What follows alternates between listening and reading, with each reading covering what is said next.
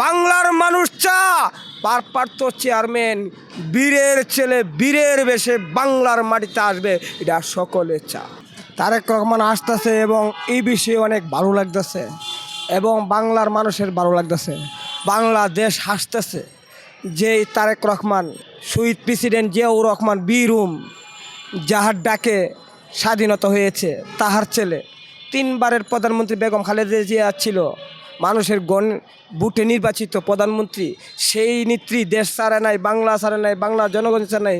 তাহার পুত্র ভারপ্রাপ্ত চেয়ারম্যান তারেক রহমান, জিয়াউর রহমানের ছেলে ভারপ্রাপ্ত চেয়ারম্যান তারেক রহমান, তাকে স্বৈরাচারে 17 বছর প্রবাসী করিয়া রাখছিল। তাই সেই যে 17 বছর তা প্রধানমন্ত্রী ছেলে এবং জিয়াউর রহমানের ছেলে এবং সেই ভারপ্রাপ্ত চেয়ারম্যান যে বাংলাদেশ আসতেছে এবং সবাই আনন্দিত এবং সবাই মানুষে মনপ্রাণে ভালো লাগতেছে এবং বাংলাদেশকেও ভালো লাগতেছে। তেমনি আমাদের ভারপ্রাপ্ত চেয়ারম্যান যেমন আসে, এটা আমরা সবাই দোয়া কামনা করি সুন্দরভাবে বীরের ছেলে বীরের মতো যেমন বাংলার মাটিতে আসে।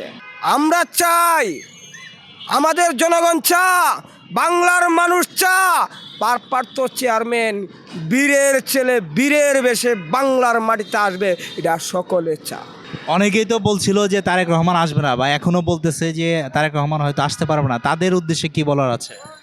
যারা বলতেছে তারেক রহমান আসবে না, যারা বলতেছে তারেক রহমান আসতো না, আমি তাদের বলে দিতে চাই তারেক রহমান টিকি বীরের বেশে আসবে, তোমরা চায় চায় দেখবা। যারা বিএমপিকে ভালোবাসে না, 17 বছর বিএমপিকে যারা ভালোবাসেনি, তারা এইগুলা লেবেশ পাল্টায় বলতেছে। 17 বছর যারা বিএমপিকে একবারে বিচ্ছিন্ন করতে চাইছিল, বিএমপিকে না রাখার জন্য করেছিল, জিয়া পরিবারকে না রাখার চাইছিল, জিয়া পরিবারকে ধ্বংস করতে চাইছিল, তারা লেবেশ পাল্টে আজকা বিএমপির পাইতারা বলতেছে যে তারেক রহমান আসবে না, তারেক রহমান কখনো আসবে না। এগুলা যারা বিএমপিকে ভালোবাসে না বাসে, তারেক রহমানকে ভালোবাসে না বাসে, জিয়াউর রহমানকে না ভালোবাসে, হালাদা জায়গা তারাই এগুলো বাসে। আর আমি বলবো যারা লেবেশ পাল্টায় হালি কইতাছেন না যে তারেক রহমান আসবে না, তো তারেক রহমান যে সময় আসবে বীরের বেশে চায় দিকেন। বিএমপি শক্তিশালী 100% হবে তারেক রহমান আসলে। দলের নেতা থাকবে, তাই নেতাই অনুযায়ী দল আর চাঙ্গা হবে। ওই দিন আমরা অনেক শুনতে পারছি যে আমাদের ভারপ্রাপ্ত চেয়ারম্যান তারেক রহমান বলছে যে এয়ারপোর্ট কোনো নেতাকর্মীরা যেমন না যা। এটা আমি মোবাইল নেই, আমি যারা কয়েকজন তো মোবাইল ছাড়া হ্যাঁ এই কথাটা নির্দেশনা পাইছে বলে।